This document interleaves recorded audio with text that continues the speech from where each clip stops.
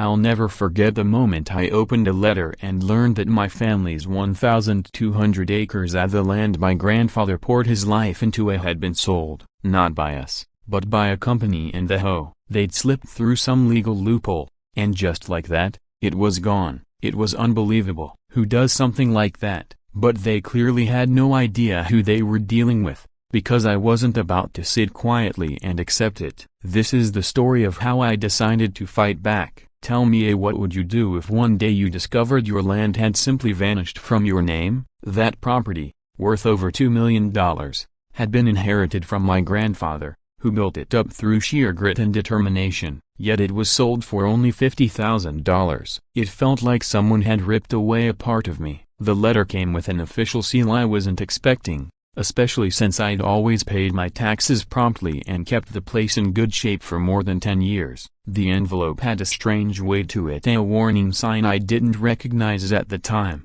I sat at my kitchen table with a cup of coffee, ready to read through whatever bureaucratic nonsense they'd cooked up this time. But the words inside made me laugh in disbelief before reality hit me. The notice said, "The lien on your property has been transferred to Pinehurst Development Corporation." My chest tightened. How could land I had cared for and owned for over a decade suddenly belong to a corporation I'd never even heard of? My grandfather had once told me, "This land is freedom. Never let anyone take it from you." I had to read the sentence in that letter 3 times before it sank in. I glanced out the window toward the open fields he had cleared by hand, wondering what could have triggered such a sudden takeover of land that had been ours for generations.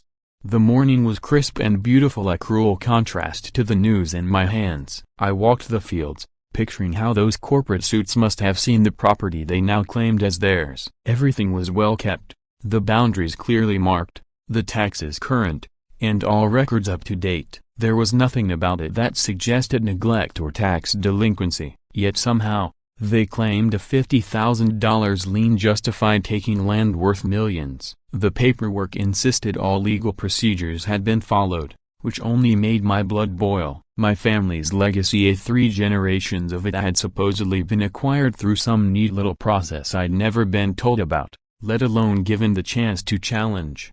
I combed through a year's worth of mail, looking for any letter or warning I might have missed. That's when a name stood out in the documents. Catherine Sterling, the HOA representative who had facilitated the transfer. Catherine had been HOA president for about 3 years, ever since she moved here from up north with her picture-perfect lifestyle and a talent for injecting her opinions into community matters. Mid-50s, always dressed like she was heading to a high-powered meeting, even if she was just walking her tiny designer dog. The documents painted my property as if it were some kind of community liability, instead of a productive piece of agricultural land. I called the HOA office, determined to get answers. "Ms. Sterling, I need to know exactly what happened with my property," I said, trying to keep my tone measured despite the shock twisting in my stomach.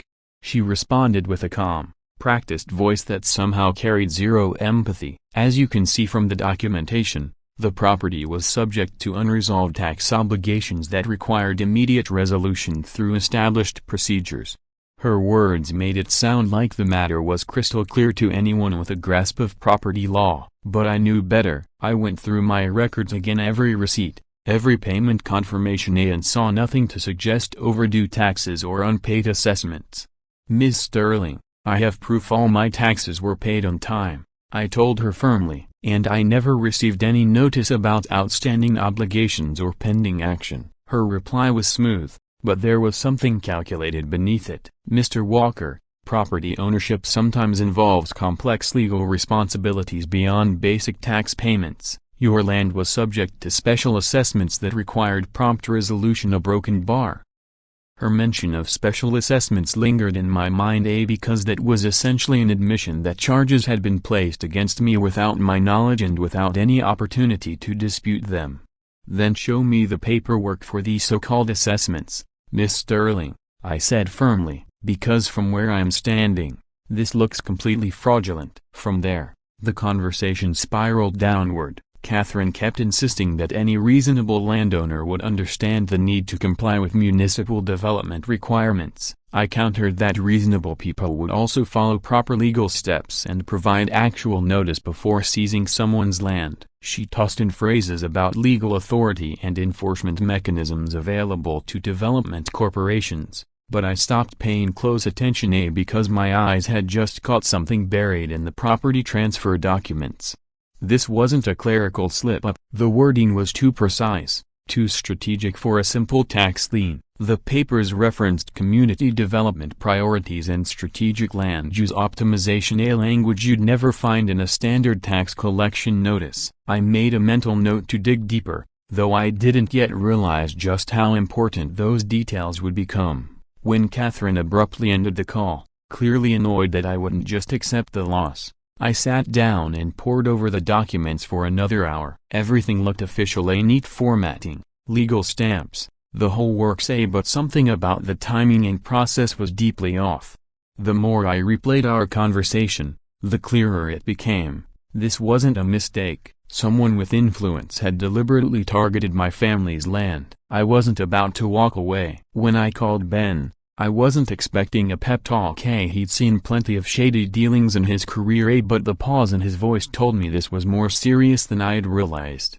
"This isn't just about a couple of overlooked tax forms, Timber," he said. "You're facing something much bigger than administrative sloppiness. This is orchestrated." Ben Martinez had been a property lawyer for over 20 years, specializing in municipal tax disputes and cases involving aggressive development corporations. He'd seen these kinds of tactics before and knew exactly how they operated. "These Pinterest development cases are popping up more often," he explained when we met. "They bury landowners under dense legal jargon and push the transfer process through so quickly that no one has time to fight back." His office shelves were lined with case files. Flipping through them, he showed me the unsettling truth: property after property had been taken through the same special assessments excuse, paired with lightning-fast legal actions that handed the land to developers in weeks instead of the months or years the normal process would take. "They're strategic," Ben said, scanning my documents. "They go after properties when owners are least likely to catch it, at times of illness, family emergencies, or when they're away from home." That's when I met Mrs. Dorothy Hayes, the first person to open my eyes to how far Pinterest Development's reach extended in our area. She wasn't just a concerned neighbor, she had watched this happen to others. "They did the same to the Martinez family," she whispered to me over coffee at the local diner. "Almost got me, too. They won't stop until they've swallowed every valuable acre in this county." Her worn hands trembled as she pulled out a bundle of yellowed newspaper clippings. She had documented every questionable land deal in the county for the last 5 years. The Martinez family had lost 80 acres of prime farmland through the exact same pattern: mystery assessments, no official notice, and a rapid legal process that shifted ownership before they even knew it was happening. They only found out when surveyors showed up with blueprints in hand. The more I spoke with neighbors, the more obvious it became. This wasn't a one-off theft, it was part of a larger, well-coordinated scheme. It didn't take long to realize this wasn't just about my family. The same blueprint was being used on several others in the area: a repeatable system of mistaken addresses, buried notices, and rushed auctions that all seemed engineered to keep property owners from fighting back in time. The mistaken address trick meant official documents were mailed somewhere they knew the owners didn't live, ensuring no warning arrived until it was far too late. The hidden notices were legally posted, yes, but tucked away in obscure locations no one would reasonably check, fulfilling the letter of the law while violating its spirit. And the expedited auctions cut normal legal timelines down so much that owners had no realistic chance to hire lawyers or gather the funds to dispute suspicious charges. This wasn't sloppy paperwork. It was deliberate coordination, precise, repeatable, and profitable. And the same name kept surfacing: Catherine Sterling. Her signature was scattered across paperwork for property transfers throughout the region, sometimes as an HOA representative, other times as a community development consultant. Her presence in all these cases made one thing clear: someone was using HOA authority and development buzzwords to mask what looked like a calculated land grab aimed at rural property owners. On paper, every sale followed the law. In reality, it was theft dressed in legal formatting. I began cataloging everything, every document, every phone call, every scrap of evidence. My dining room turned into a command center, covered in labeled folders and color-coded notes. If this turned into a legal battle or a government investigation, I wanted the full record ready. Court records revealed even more. Pinterest Development had acquired more than 3,000 acres of valuable rural land in just the past year and a half, all through the same special assessment excuse paired with lightning speed tax lien actions. The haul was worth over $15 million. Their process was always the same, just varied enough to keep it from looking like an obvious scheme. Municipal records showed that Catherine Sterling had somehow been appointed to development review boards in 4 different counties. That position gave her advance access to confidential plans, road expansions, rezoning maps, new infrastructure projects, the kind of inside knowledge that made land skyrocket in value. She'd positioned herself exactly where she needed to be, with an insider's view of which properties to target before anyone else even knew they were valuable.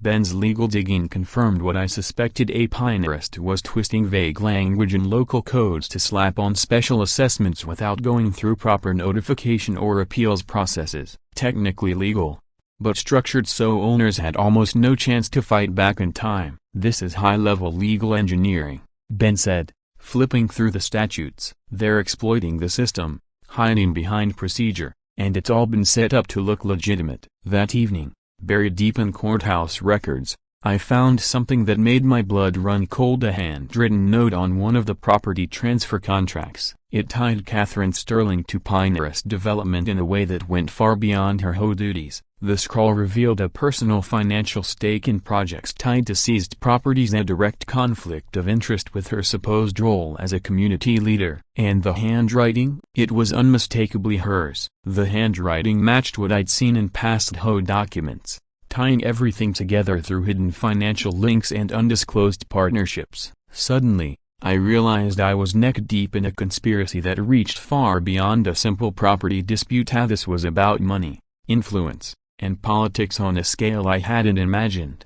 At first, the warning signs were subtle: a car idling across the street, a stranger at a cafe, copyright who kept glancing up from their coffee to watch me, the same figure showing up in different places whenever I went digging into Pinterest Development's activities. It became clear this wasn't paranoia. Someone was tracking me. As I dug deeper into municipal archives and spoke with more property owners who'd endured similar legal challenges, the surveillance grew harder to ignore. That same dark sedan appeared in courthouse parking lots when I was reviewing public records. The same man could be spotted outside the coffee shop where Ben and I discussed legal strategies. It was too consistent to dismiss. Someone with resources was watching my every move and reporting back. Soon, the signs of interference became more direct. Phone calls developed strange background clicks and brief pauses, like someone was listening in. Searching online for information about property law or corporate land grabs triggered a sudden flood of marketing emails from legal services I'd never contacted.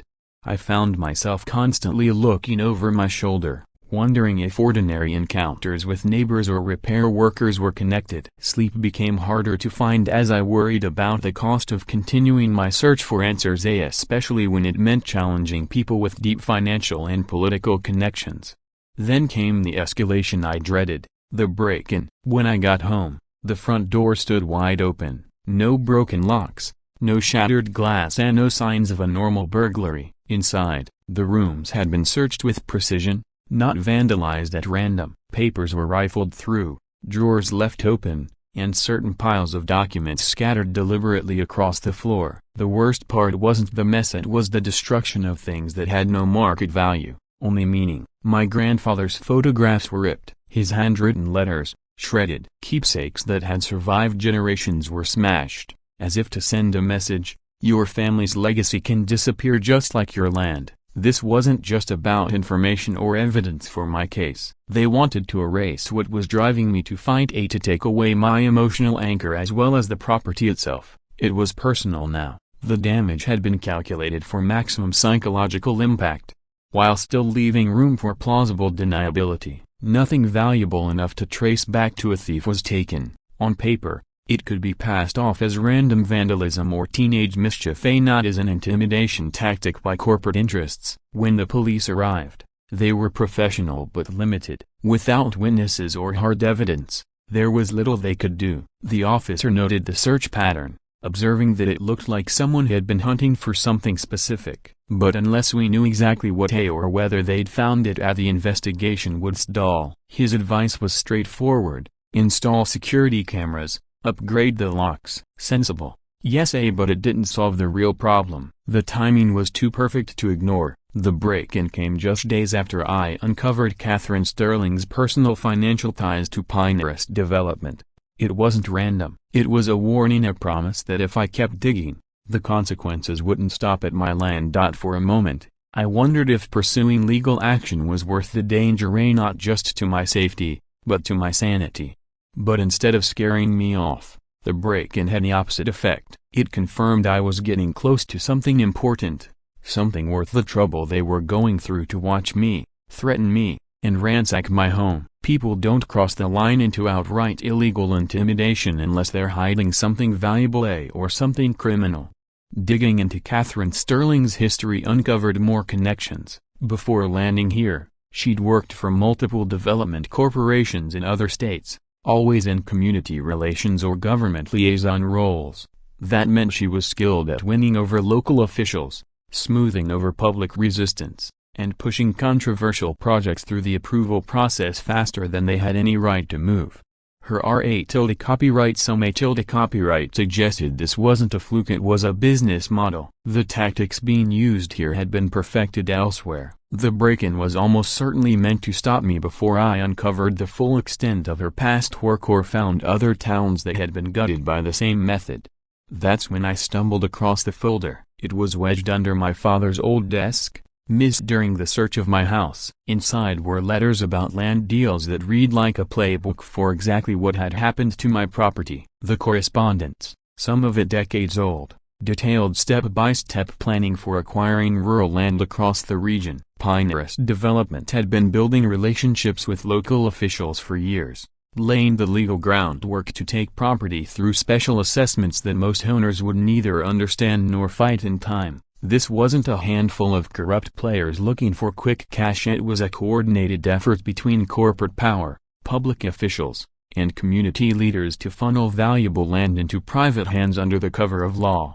Ben didn't sugarcoat the risks when I showed him what I'd found. "You're not just trying to get your land back, Timber," he warned. "You're facing corporations with deep pockets, seasoned lawyers, and political pull. You can't match them punch for punch in a straight court fight." But I was past the point of walking away. They'd already taken my land. They'd invaded my home. They'd tried to erase my family's history. I had nothing left to lose and a lot of truth left to drag into the light. Ben's warnings weren't defeatist, just realistic. These weren't the kind of people who played fair, and a public fight could trigger responses we couldn't predict or control. The real question became, how far was I willing to go? Because fighting meant risking everything, from financial ruin to personal safety. But giving up would be telling them and everyone watching that this worked. The first step was the home meeting. If I could present a clear, undeniable account of what Catherine had done backed with years of evidence, maybe I could rally community support for a formal investigation. The story needed to be simple enough for everyone to follow,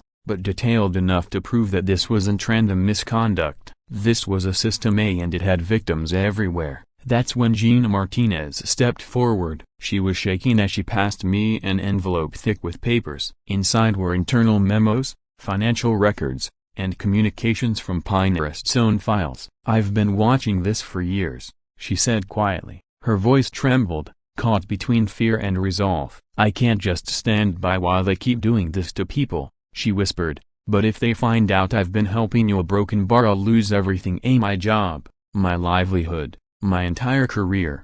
Gina had spent years in financial administration for development companies, which meant she'd seen the machinery from the inside. She had access to emails, planning documents, and strategy reports that laid bare exactly how these property grabs were conceived, coordinated, and carried out. What she described wasn't sloppy bureaucracy, it was deliberate, profitable, and designed to look legitimate to outsiders. Her fear made sense. In the local development industry, corporate influence ran deep. Speaking out against Pinterest development would be professional suicide, closing every door in her field. Worse, if corporate security or their legal department discovered she'd leaked confidential information, retaliation could be swift and brutal.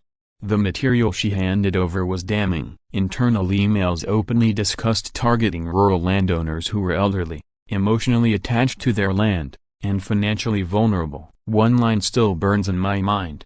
Emotional attachment makes them susceptible to pressure. Limited resources prevent serious legal resistance. Other documents tied Catherine Sterling directly to lucrative payoffs for her role on HOA boards and development committees. She wasn't just approving projects, she was scouting prime properties, digging into owners' finances, finding their legal weak spots, and rallying community support for projects that served Pinterest's profits, not the neighborhood's well-being.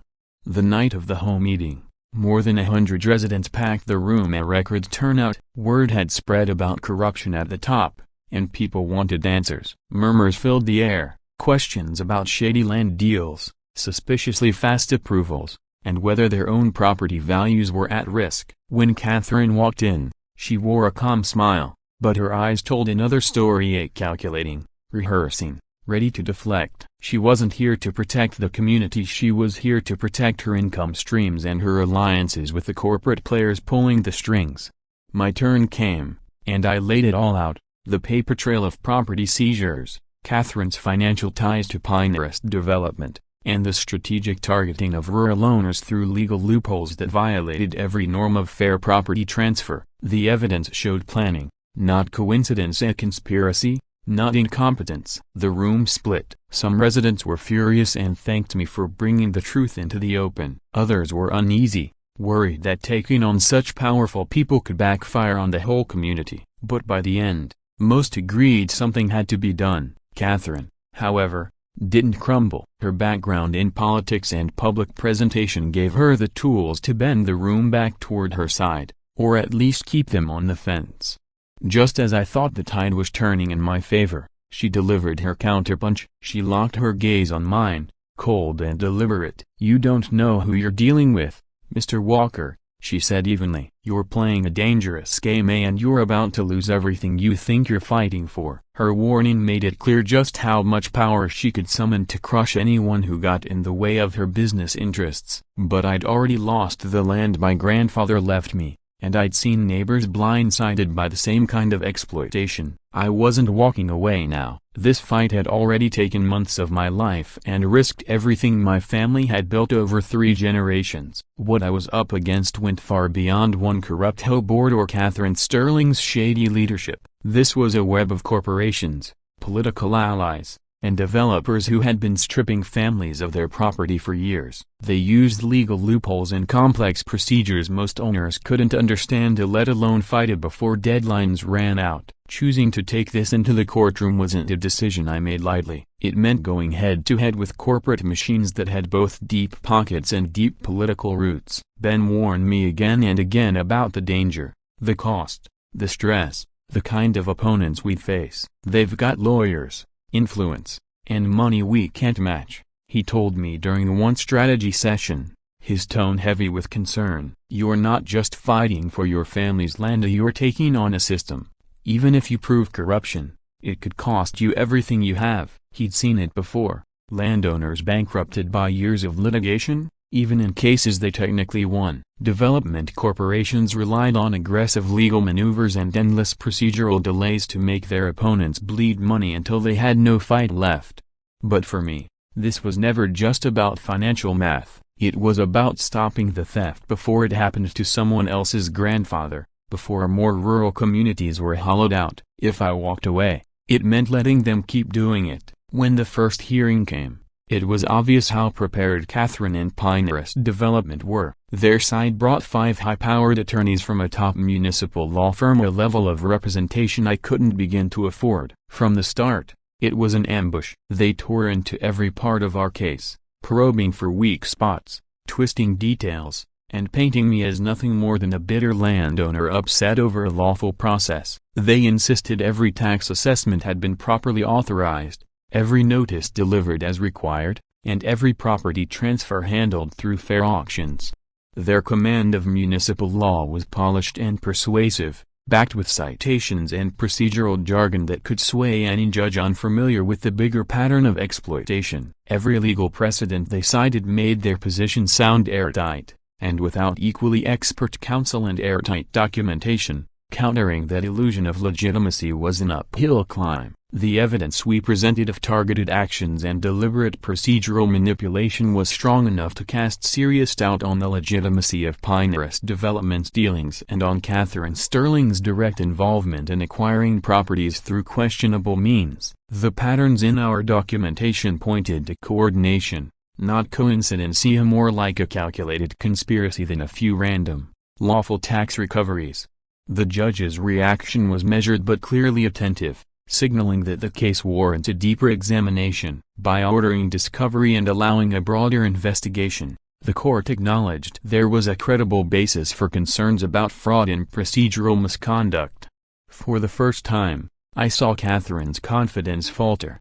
When the judge authorized a full audit of Pinehurst Development's finances and business operations, it was clear that this level of transparency could threaten the very foundation of her enterprise. Any venture that relied on secrecy and bending procedural rules would not survive that kind of scrutiny. The discovery process meant we would gain access to internal communications, accounting records, and transactional details potentially enough to map the real connections between corporate players and public officials. And for those benefiting from hidden deals, that exposure was dangerous. As the hearing ended, I found a slip of paper in my briefcase, an anonymous note naming a prominent figure in local government with direct financial ties to Catherine's projects. This wasn't just about shady land grabs anymore. It was about elected officials exploiting their offices to push private business agendas over the rights of the people they were supposed to serve. The FBI was already moving fast. Special Agent Martinez was uncovering a network of financial links and business arrangements tying Pinehurst Development to entrenched corruption in local government. The scope of the federal investigation had widened. What started as property fraud was now under review for possible violations of federal racketeering laws and conspiracy statutes, crimes that could carry serious prison sentences for everyone involved. Then came the most urgent development. Tyler Morrison, Catherine's business partner and the mastermind behind Pinehurst Development's financial structuring, was preparing to flee the country. He had handled every critical transaction and understood the inner workings of the operation better than anyone. That made him both the prosecution's most valuable potential witness and the conspirators' biggest liability. Evidence of his plan saw a large cash withdrawal from multiple accounts and a booked flight to Switzerland to send shockwaves through the investigative team. If he escaped, he'd take with him insider knowledge and records that could prove everything, turning months of hard evidence into little more than circumstantial claims. The race was on. Federal agents needed to move quickly to secure the witnesses, lock down the documents, and dismantle the operation before key players and crucial evidence vanished beyond reach. Special Agent Martinez was working with several agencies to keep eyes on Tyler and block his escape overseas. But legal procedures for detaining a suspect and securing evidence came with restrictions that limited how quickly they could act. Surveillance teams had been trailing him for days, recording his attempts to liquidate assets and finalize his getaway plans, all while gathering proof of conspiracy and obstruction. Tyler's actions spoke volumes. He knew he was caught in the tightening net of a federal probe into the massive property acquisition scheme that had siphoned millions in illicit profits through exploitation of municipal legal systems. Coordination between federal and local authorities was proving tricky. Some local agencies were suspected of having financial links to Pinehurst Development and benefiting from Catherine Sterling's political network. While a few officials appeared willing to cooperate, others seemed intent on slowing the process, risking evidence loss and witness intimidation. Catherine responded to the federal investigation by mobilizing an impressive legal and political defense. Her attorneys were already drafting motions to challenge jurisdiction and procedural authority, framing the entire property acquisition pattern as nothing more than aggressive but legal business strategy. Still, the weight of evidence was enough to justify federal racketeering charges, asset forfeiture, and lengthy prison sentences. Because her activities spanned multiple states, no amount of local political maneuvering could block federal reach. Tyler, however, was the real linchpin. His knowledge of offshore accounts, shell companies, and cross-border business dealings could reveal additional crime as money laundering, tax evasion, and more. If he cooperated, prosecutors could build an airtight case, recover stolen assets, and dismantle the network for good. Federal prosecutors were prepared to offer a reduced sentence in exchange for full cooperation and sworn testimony. But Tyler's escape plans suggested he saw flight as the safer option, whether because he believed he could evade capture or because he feared the people he might have to testify against. If he got away, the consequences would be catastrophic. Swiss banking secrecy and slow extradition processes could bury key evidence and stall prosecution for years, giving others in the organization time to disappear or destroy records. The agents knew time was running out. Tyler had already checked in for his flight, and if he made it beyond U.S. jurisdiction, his testimony and access to financial documentation would be last possibly forever. For me, the stakes were personal. After years locked in this war against corporate greed and systematic land theft, watching him slip away would mean watching justice die with him. Years of fighting for what was right had come at a steep personal cost. I'd paid with strained relationships, financial instability, and the constant erosion of my peace of mind. The battle consumed my health, kept me up at night, and left scars that no court victory could erase. My doctor had warned me that the stress would linger long after the fight ended. But when I thought about other families who had been preyed upon by the same machinery of property theft and organized fraud, I knew there was no option but to see this through. Property rights and legal protections for vulnerable communities were worth any sacrifice. The alternative, allowing this well-oiled corruption to keep targeting rural landowners, was unthinkable. My grandfather's legacy, and the hopes of countless others, depended on exposing the scheme entirely and making sure it could never happen again. When federal agents finally moved in, Tyler Morrison was arrested at the airport just before he could board his flight to Switzerland. His capture preserved vital evidence and prevented the collapse of the entire case. Within hours, coordinated raids swept through multiple locations, securing financial ledgers, internal communications, and other critical records. Tyler, faced with overwhelming proof and the reality of decades in prison, chose to cooperate. He handed over access to offshore accounts and international dealings, revealing money laundering networks, tax evasion operations, and intricate webs of corporate fraud. His testimony, combined with forensic accounting, gave prosecutors everything they needed to dismantle the operation. Banking records from a dozen countries confirmed just how far the criminal network had spread. The next strike came at dawn. Catherine Sterling was taken into custody at her lakefront estate. Agents seized her computers, business ledgers, and correspondence, all of which painted a clear picture of her leadership role in orchestrating the fraud.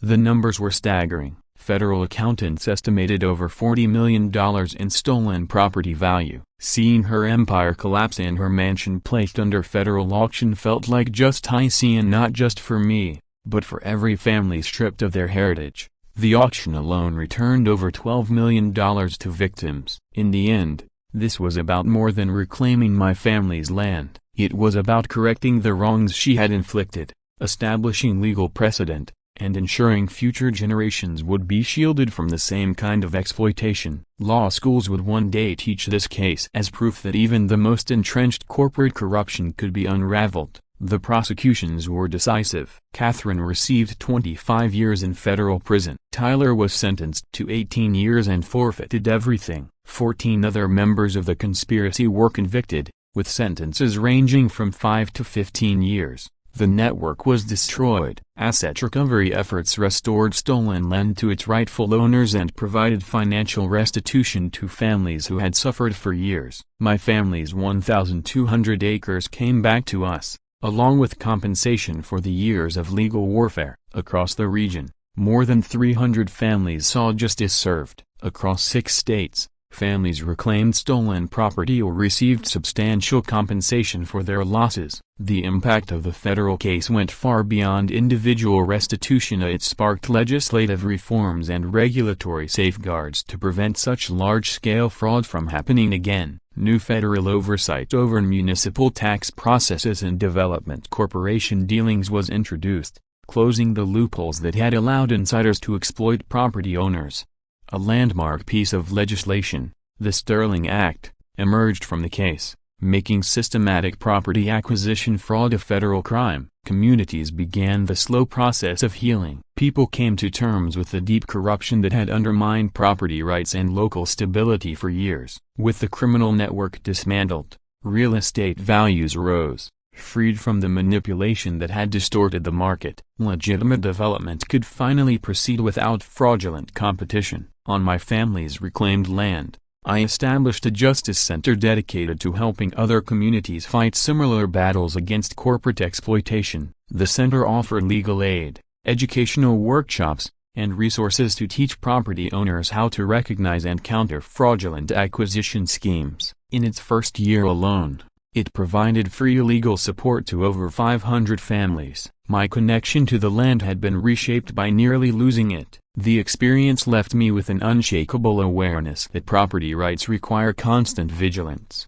Winning the legal war brought justice and accountability, but the emotional wounds would take far longer to heal. Therapy helped me process the years of stress and betrayal, yet my trust in institutions would never fully recover. Standing on the soil my grandfather had cleared through decades of labor, I felt his presence and his approval for the fight I had waged. Near the Justice Center's entrance, I placed a bronze plaque that reads, "In memory of those who lost land to corporate greed, in honor of those who stand against systematic corruption." Each year, we hold memorial services to honor the families affected by similar schemes. Watching Catherine led away in handcuffs, I realized that while this was a victory, it was not the final battle. The reforms and oversight were critical steps, but the fight to defend property rights would never truly end. Corporate forces will always view land as a source of profit, not as a legacy to protect. If you've stayed with me through this story, I appreciate your strength and attention. Your support keeps this fight alive. Stay strong, and keep standing up for what's right. Thanks for being part of Anna Dramanesta, and don't miss what's coming next, because the fight is far from over.